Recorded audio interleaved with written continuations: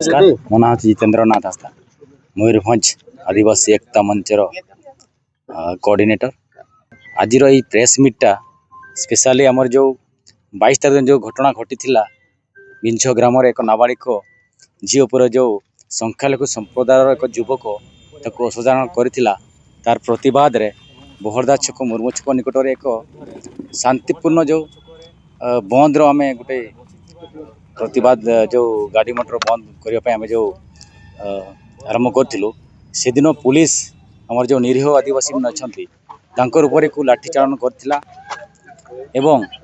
संध्या 5टा पाखापाखि जितेबाला आम घर को फेरुले आमर जिते सब आसते सोनापसी ग्राम और विंझ ग्रामवासी मैंने समस्त को जो ट्रैक्टर फेरुले से पुलिस जबरदस्त टाणी नहीं पुओ पुलिस पिला माने झील पुलिस पिला को माड़ मारी मारी गाड़ी उठे नेले एवं से बहरदा छाड़ी रायरंगपुर छाड़ी आमर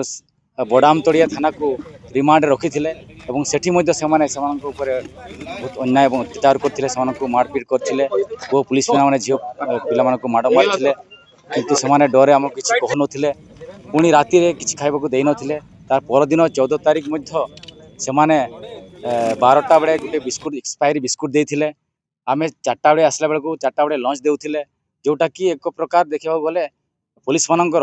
आमर आदिवासी निरीह उपर एक अत्याचार बोली देखा तो तार प्रतिवाद आम 2 दिन धरी रायरंगपुर सब कलेक्टर सम्मुख में एक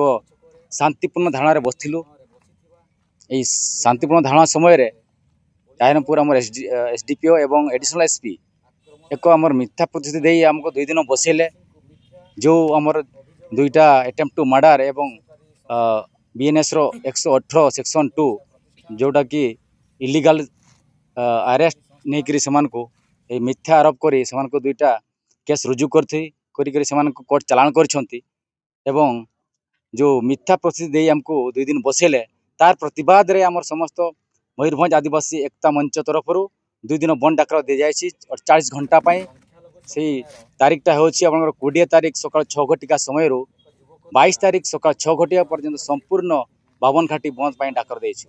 एवं एही बंद रे मैं समस्त 52 घाटी जनसाधारण को आह्वान करुछु समस्त आमर ए न्याय पाई समस्त हमको सहयोग करंतु एवं एही बंद समय रे आमे गोटे आह्वान देछु समस्त सरकारी संस्था बेसरकारी संस्था समस्त स्कूल कॉलेज गाड़ी मोटर संपूर्ण एवं समस्त व्यवसायी प्रतिष्ठान बंद रही बोली हमें प्रतिश्रुति नहीं। राइसन मुर्मू मयूरभंज 2 बिजु जनता दल वर्किंग प्रेसिडेंट। देखंतु गत 12 तारीख दिन जो तिरिंग थाना अंतर्गत सोनापसी ग्रामर गोटे आदिवासी नाबालिका उपरे गोटे संख्यालघु संप्रदायर जनेक युवक द्वारा जो असादाचरण होता तार न्याय दाबी रे निरीह आदिवासी माने 13 तारीख दिन पाखापाखि घटनार 24 घंटा पर बहरदा मुर्मू छक ठारे शांतिपूर्ण भाव से धारणा देते से समय पुलिस लोकों को न्याय देवा परिवर्ते पीड़िता को न्याय देवा परिवर्ते से निरीह लोकों ऊपर गोटे बर्बर चरित भाव में आक्रमण करथिले एवं परवर्ती समय से घटना को लेकिन 34 जन 27 जन महिला एवं 7 जन पुरुष को गिरफ्त कर कोर्ट चालान करागला। तेणु यार प्रतिवाद स्वरूप आमे मयूरभंज आदिवासी एकता मंच तरफ गोटे 48 घंटिया बंद डाकर आसंता 20 तारीख सकाळ 6 रु 22 तारीख सकाळ 6 पर्यंत दि जाइए। एथिरे समस्त को अनुरोध करा जाउछि ए बंद को सफल करंतु